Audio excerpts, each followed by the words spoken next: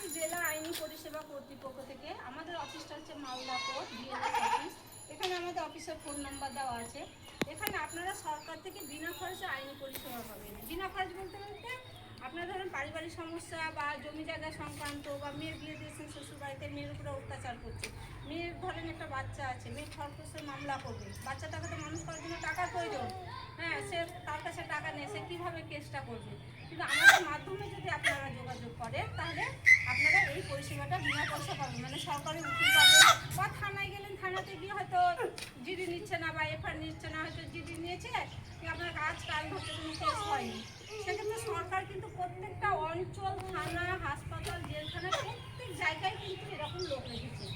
হ্যাঁ, কিন্তু আপনারা তো চেনেন না যে থানায় কে আছে, জেলখানায় কে আছে, পঞ্চায়েতে কে আছে। পঞ্চায়েতে যেমন আমি আছি, 2016 থেকে কিন্তু আমি পঞ্চায়েতে আছি, আপনারা কিন্তু কোনোদিন দেখেননি। আজকে আপনাদের গ্রামে এসছি, আপনাদের এলাকায় এসছি বলে আপনারা দেখতে পেলেন। এবারে ধরেন আপনাদের আমার ফোন নাম্বারটা নিয়ে রাখতে পারেন, বা পঞ্চায়েতে গিয়ে যদি বলেন যে আইনে দিদি বস এখানে, ওনার সাথে একটু যোগাযোগ করুন, না কথা বলবো। আমার সাথে যোগাযোগ করলে পরে আপনারা এই পরিষেবাটা